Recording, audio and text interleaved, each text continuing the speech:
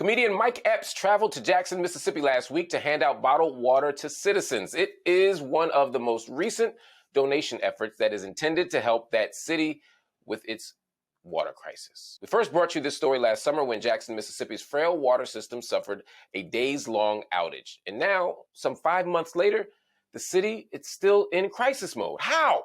Well, since the water outage over the summer, residents have still relied heavily on bottled water for eating and drinking and even bathing.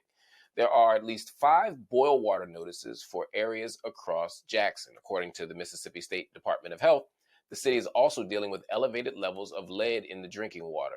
Now, you would think the state would step in to help correct the issue, to get rid of lead in the water so that people wouldn't need boil water notices and all that kind of stuff. Well, the state has done nothing. Every step of the way, Mississippi officials have ignored or even ridiculed Jackson and the water access crisis. What little reprieve they have received in Jackson, it hasn't come from the state.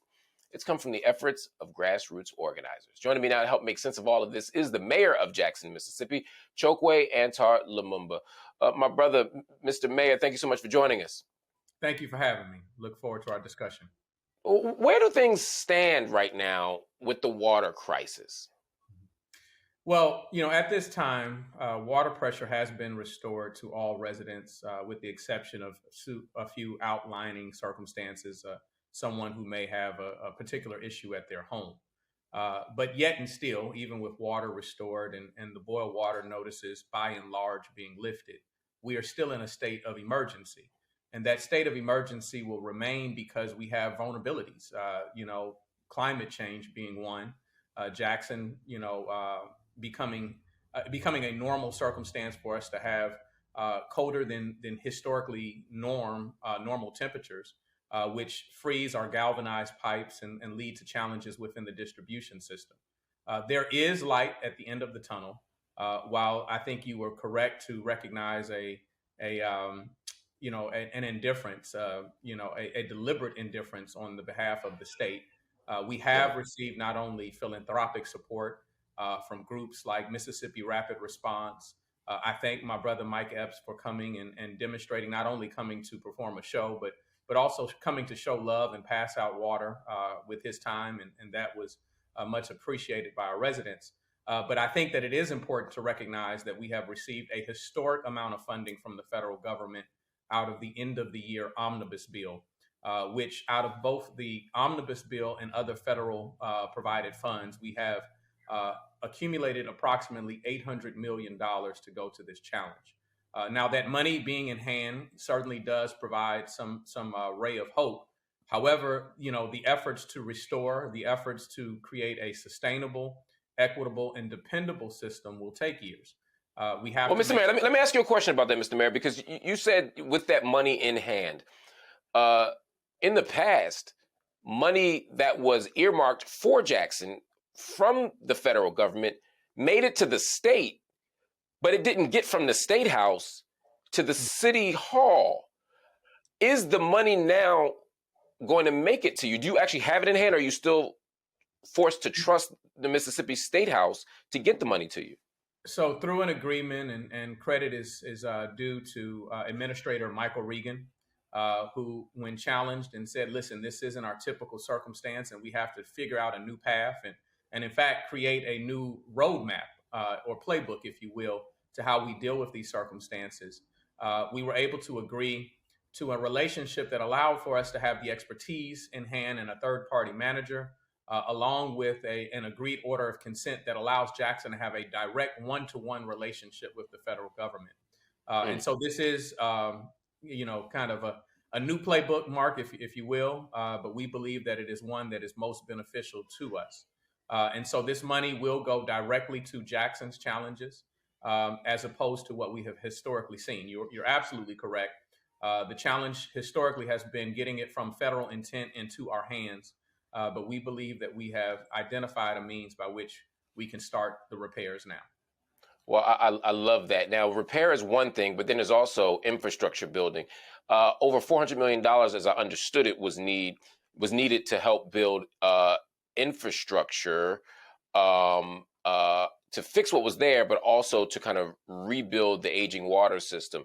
Are we at a phase now where we're trying to build something new, or are we still in like kind of a mode where we're just trying to repair and patch up what's there to get people up and running again? Well, the consensus appears to be that we do need a new water treatment facility. However, we have to take things in the order in which are most beneficial. We have more than 100 miles of galvanized pipe or aged pipe that we continue to suffer at the hands of its rupture and disturbing the distribution system. So even the creation of a new water treatment facility would create added pressure on that facility when we have more than 50% loss in our system. The standard is about 15% loss. So out of that money, about 125 million is coming out of the Water Act funds, which enables the Army Corps to be activated and help to make decisions about repair or replacement of pipes to eliminate that 50% loss we have in the system. But these things take time. You don't replace that amount of pipe overnight. This is something that is the accumulation of deferred maintenance and neglect for the better part of 40 years or more.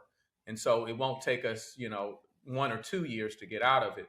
But what we can say to our residents with confidence is now that we have charted a path, that the instances of water pressure loss, the instances of boil water notices will become fewer over time.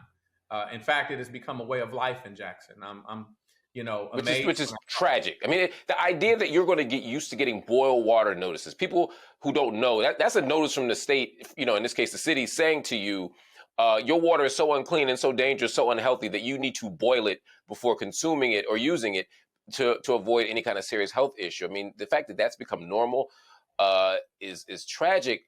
And it's also, in my estimation, unimaginable in a city that weren't majority Black. I mean, you're in a Republican state, and they weren't trying to show you no love as Democrats, but you're also in a state that has huge racial inequality. Do you believe that if Jackson had been a majority white city, that you'd have the same outcomes? It is textbook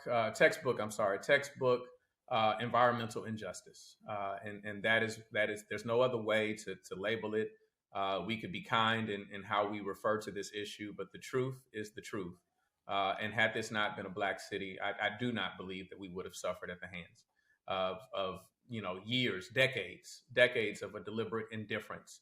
In fact, a boastfulness of what is decided as to the future of Jackson and choking out the residents of our city.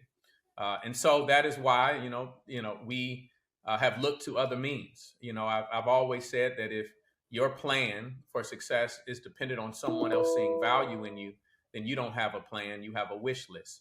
So that's why we continue to make relationships, we continue to build, we continue to rescue ourselves, if you will, out of this challenge. And I believe that the building blocks are in place, not only with the resources, not only with the technical expertise, but the community is going to be a part of this solution.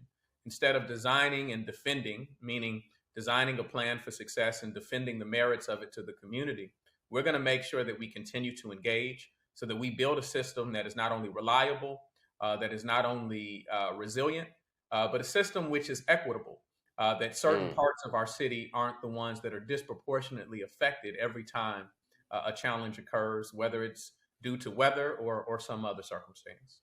I mean, that's the dream, right? And it shouldn't be a dream. It should be a normal political, as you say, plan, not wish list. And that is to have a sustainable, healthy, functional water system and broader array of environmental commitments that reflect that the citizens of Jackson are citizens of a democracy, that they're citizens of the wealthiest empire in human history. There's no reason to be in a nation this rich and people in Jackson don't have basic running water. It's a crisis. But Mayor Chokwe Antar Lumumba, I was about to call you doctor. You need to be one because you got expertise in this area. Mayor Lumumba, I'm grateful for you and I'm grateful for your leadership on this issue. Please keep us updated on the situation, and you have our support, our solidarity, and whatever you need from us to make sure Jackson gets what it needs.